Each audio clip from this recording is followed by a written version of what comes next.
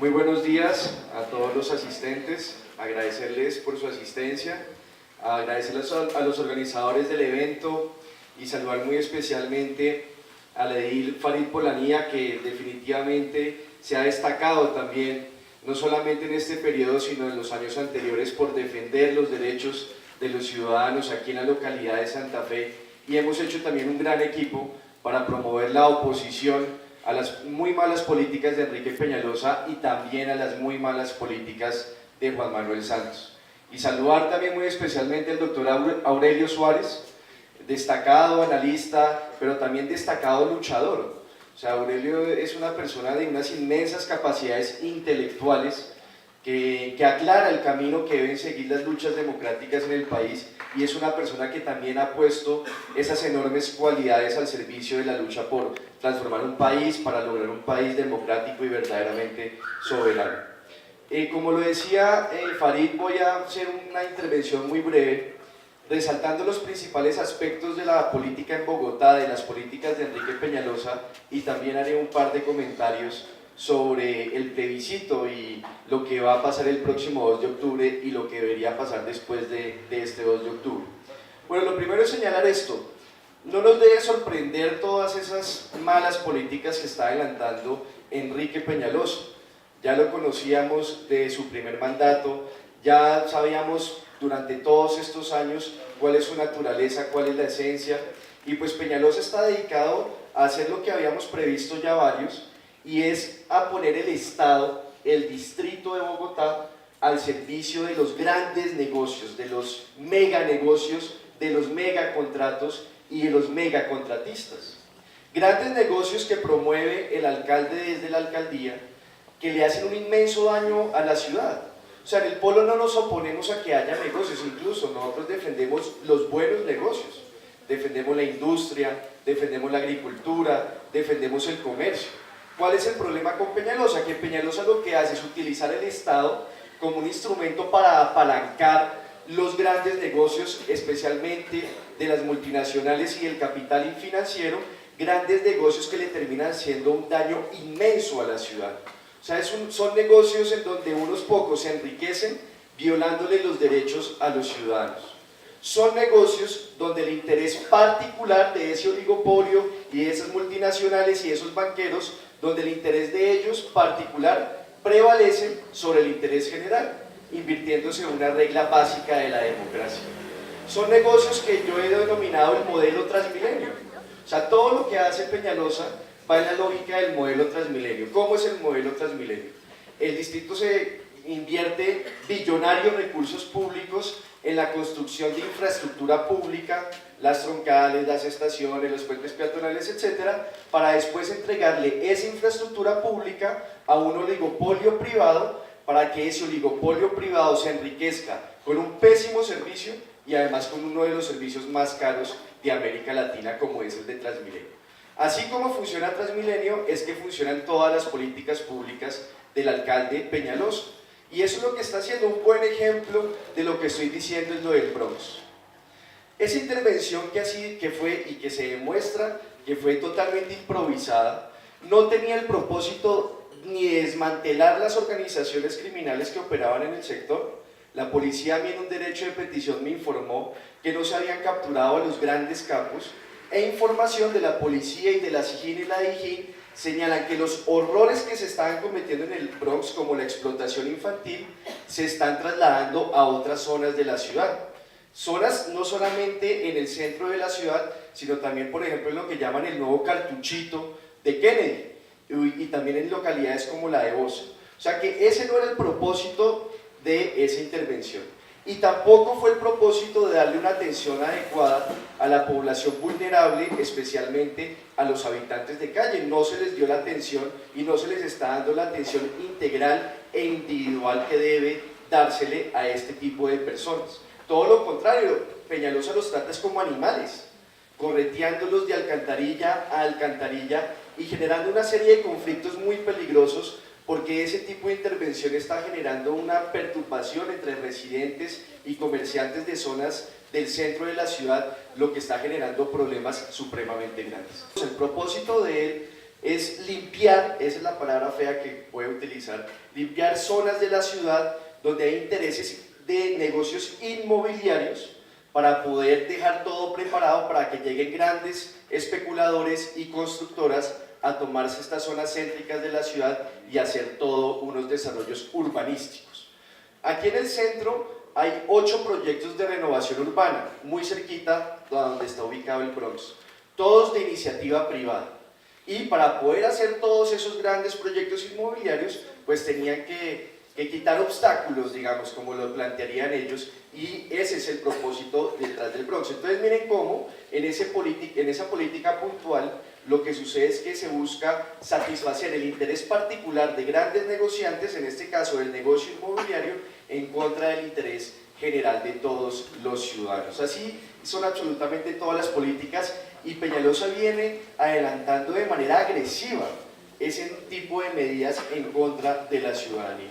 Otro de los grandes negocios que está promoviendo es la privatización de la empresa de telecomunicaciones de Bogotá, que es la empresa más antigua del país, acaba de cumplir 132 años. 132 años de construir una empresa con los esfuerzos de todos nosotros, porque finalmente somos nosotros los que hemos construido durante más de un siglo a la ETV. Y la ETV es una empresa estratégica por el sector en el que se encuentra, el sector de las telecomunicaciones, porque es una fuente de recursos para el distrito, porque tiene utilidades, esas utilidades le llegan al distrito para financiar las distintas necesidades de la ciudad, pero sobre todo porque el potencial de ETV es supremamente grande. ETV es una empresa, pues hoy la empresa con la red más moderna de Colombia y una de las redes de fibra óptica más modernas de América Latina. Por eso supera a Claro y a Movistar en la capacidad del servicio, y también es muy competitiva en materia de tarifas. Y los estudios de la Contraloría de distintas universidades han señalado que en los próximos años la rentabilidad de ETV va a aumentar en proporciones supremamente altas. Están señalando incluso algunos estudios que la tasa de retorno, o sea, la rentabilidad sobre la inversión que ha hecho ETV en fibra óptica va a llegar a ser del 18 o incluso del 20%, que eso es muy alto. Y lo que va a hacer Peñalosa es entregarle ese potencial que tiene ETV y esa empresa estratégica a una multinacional que va a consolidar el oligopolio privado de las telecomunicaciones. O sea, Peñalosa está continuando con lo que se inició César Gaviria, continuó Ernesto Samper, continuó Andrés Pastrana, lo hizo Uribe y lo ha hecho Juan Manuel Santos, de entregarle un sector vital para la seguridad nacional y para el desarrollo del país a los extranjeros, y que los colombianos quedemos sometidos a los intereses lucrativos de las grandes multinacionales como Claro y Movistar, cosa que es muy grave. Ya ahora más adelante les voy a comentar qué es lo que estamos haciendo para evitar o para derrotar a Enrique Peñalosa en este propósito. Bueno, la reserva Van der Hamen, otro caso que refleja bien esto del modelo Transmilenio, una zona que es estratégica desde el punto de vista ambiental. Hay más de 25 estudios que se han hecho en los últimos 15 años o más de 20 años de expertos de las más altas calidades, incluido el profesor Tomás Van der Hamen, que señalan que esa es una zona que por sus características es estratégica y que no se debe urbanizar, porque se logra una conectividad entre ecosistemas como los cerros orientales, el río Bogotá, el último parche de bosque nativo que queda en la sabana de Bogotá, que se llama el Bosque de las Mercedes, y unos ecosistemas de humedales que también quedan en esa zona.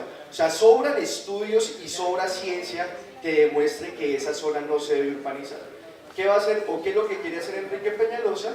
Es acabar con la reserva para permitir la urbanización, y eso va a terminar beneficiando a grandes constructoras, a negociantes inmobiliarios muy cercanos a la alcaldía. Todo esto muestra cómo funciona el modelo Transmilenio y se está metiendo con todo.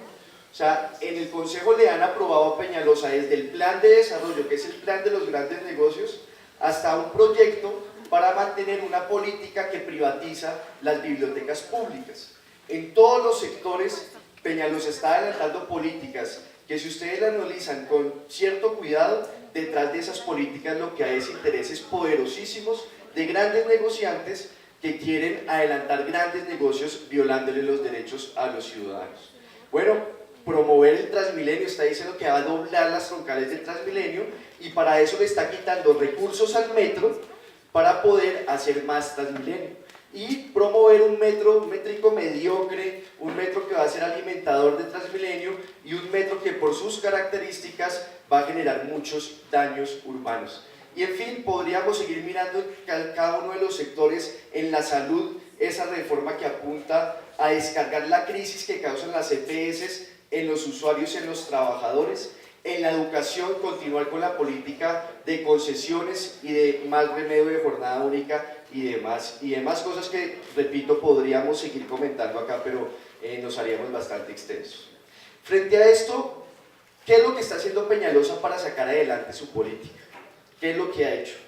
Consolidó una alianza política entre el santismo, o sea, toda la unidad nacional, incluido el bargallerismo de Cambio Radical, una alianza entre ellos y el uribismo, y todos esos sectores están aliados para promover esta política o esta dañina política de Enrique Peñalosa.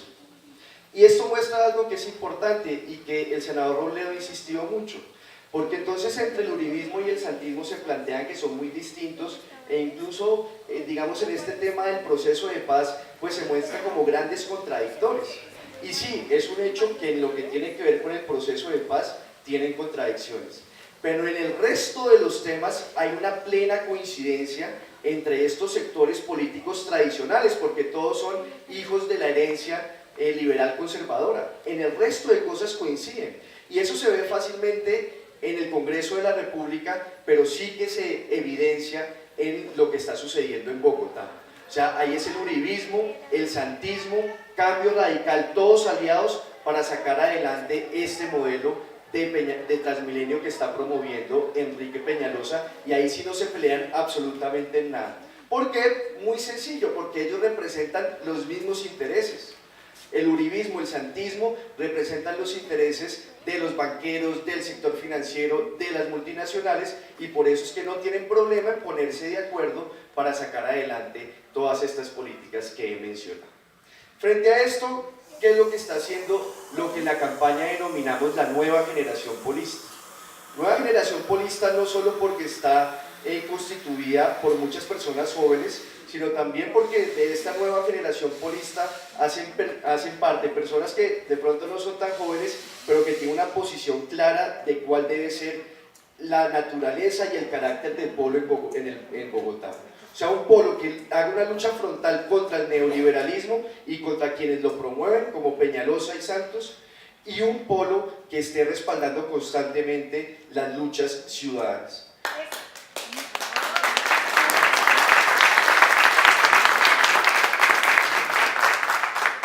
Y para lograr esto, pues en las distintas corporaciones donde tenemos presencia, como en el Consejo y en las juntas administradoras locales con ediles como Farid, pues damos los debates y los tratamos de dar con todos los argumentos, muy bien estudiados, con todas las cifras. Ahora, también hay que decir que no nos han dado todas las garantías en el Consejo para adelantar toda la cantidad de debates que quisiéramos.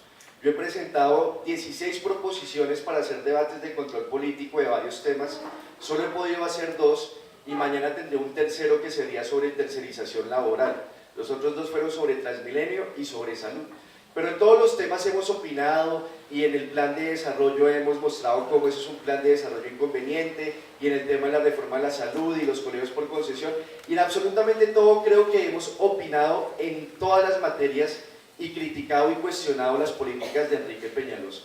¿Eso con qué objetivo? No para convencerlos, o sea, no vamos a convencer al peñalosismo, que está incluido, repito, por el uribismo y el santismo, de que un proyecto de acuerdo de Peñalosa es malo e inconveniente, ¿no? Porque ellos votan es de acuerdo con otros intereses y está la mermelada y todo lo que ya conocemos de la mal llamada democracia colombiana. No, el objetivo de esos debates ha sido para elevar el nivel de conciencia de los ciudadanos para que entre todos hagamos una gran convergencia y luchar contra esas malas políticas. Y viene la segunda parte de nuestra labor, porque no solamente se reduce a estar en el Consejo haciendo debates, sino que lo más importante ha sido el acompañamiento a las luchas ciudadanas y a las movilizaciones ciudadanas. Como el caso de ETB, ¿qué hemos hecho junto con los trabajadores de ETB y con la ciudadanía en general para evitar que la empresa sea privatizada.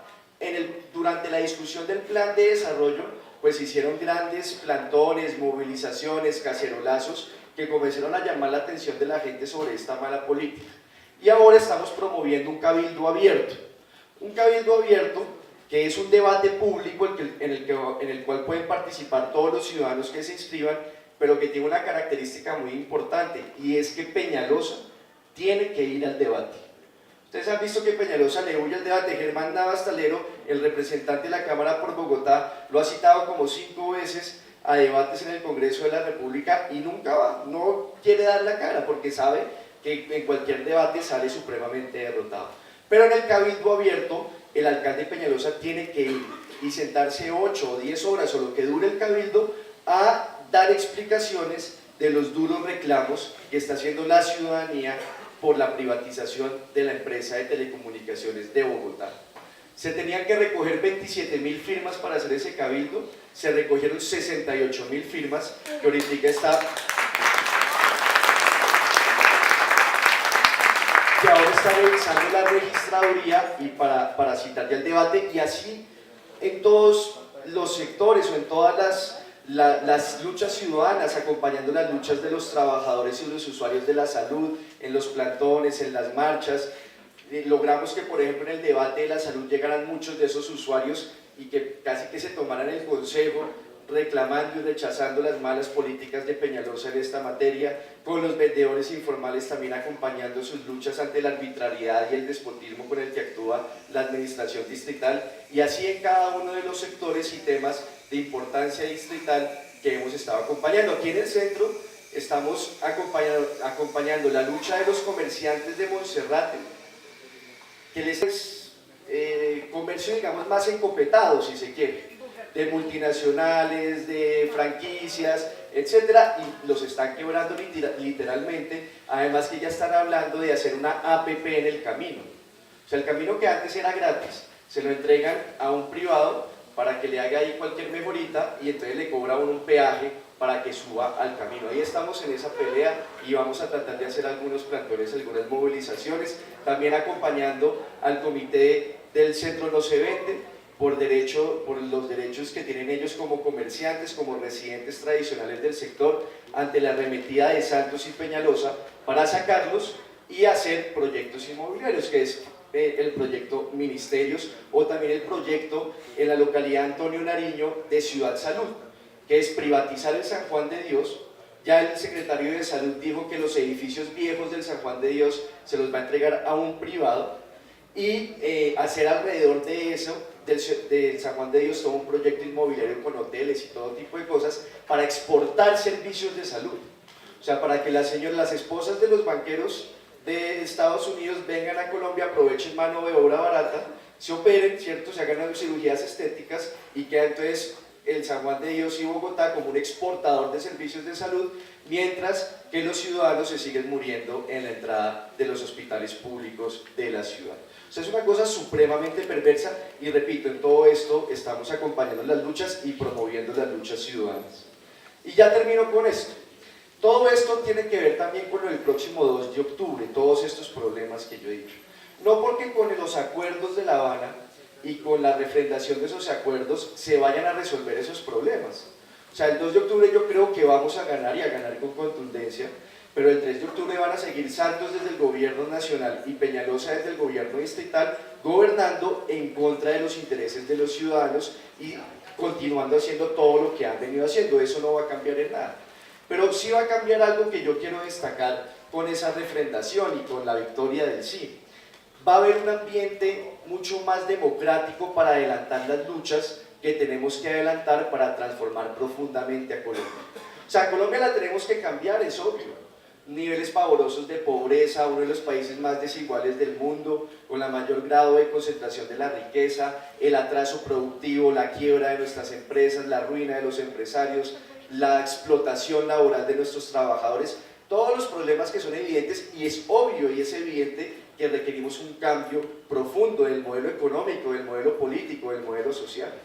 Y para lograr eso, la violencia de estos últimos 52 años ha sido un obstáculo. Esa violencia ha sido un obstáculo para quienes hemos luchado y han luchado durante muchos años para cambiar esta realidad, porque esa violencia le ha servido como pretexto al establecimiento para, por ejemplo, estigmatizar a los que estamos en la oposición y estamos luchando por profundos cambios y que siempre nos hemos opuesto a la lucha armada.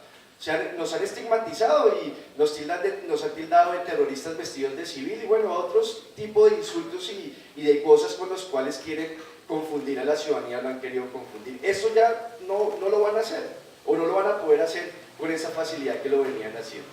Pero además, porque es que los presidentes en Colombia siempre se han montado sobre un discurso de un solo tema que tiene que ver con la guerra o la paz. Entonces, ustedes miran los últimos presidentes y todas las elecciones presidenciales han girado especialmente sobre temas guerra o paz. Entonces Santos II se montó con el discurso de la paz, Santos I se montó con el discurso de la guerra, porque el programa de Santos I se lo hizo Álvaro Uribe Vélez, no hay que olvidar eso. Uribe, sus dos gobiernos con el discurso de la guerra, Pastrana con el discurso de la paz, Samper con la paz, César Gaviria con el discurso de la paz, M19, etc. Y así podríamos ir más para atrás. Y quedan de lado, o quedan en un segundo plano del debate, el problema de la salud, el problema de la educación, el problema del desempleo, el problema del atraso productivo. Que se acabe esa violencia va a servir para que esos otros temas queden en el primer plano de la opinión pública y para que la opinión vea con claridad que Santos, Uribe, Vargas Lleras, todos representan los mismos intereses. Todos ellos coinciden en las mismas políticas neoliberales y retardatarias que hunden al país en el atraso y en la pobreza. Mientras que hay unos que sí somos distintos, que planteamos cosas distintas y que estamos luchando para transformar el país y para que por fin Colombia sea un país democrático y soberano. Y eso es lo que vamos a hacer en el año 2018 en esas candidaturas o en esas elecciones presidenciales. Ya Farid lo dijo, desde ya estamos promoviendo la candidatura del mejor candidato que vamos a tener, que es el senador Jorge Enrique Robledo,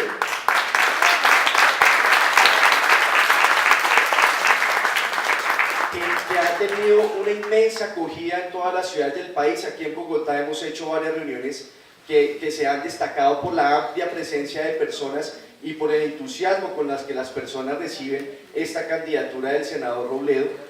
Y eso son unas elecciones difíciles, o sea, también toca señalar que nos estamos enfrentando a la mermelada, a todas las corruptelas electorales y demás, pero les podemos ganar. Ahora, les podemos ganar en la medida que personas conscientes, como todos los que están acá, trabajemos desde ya y trabajemos duro, y hagamos los comités para la campaña y busquemos más personas y trabajemos con las uñas, pero ese trabajo de todo el pueblo colombiano y los distintos sectores, si lo hacemos de manera ordenada y disciplinada, nos va a salir muy exitoso y estaríamos en el año 2018 por fin poniendo un presidente en la Casa de Nariño que en lugar de promover los grandes negocios de los extranjeros y de los banqueros, defienda los derechos de todos los colombianos. Muchas gracias.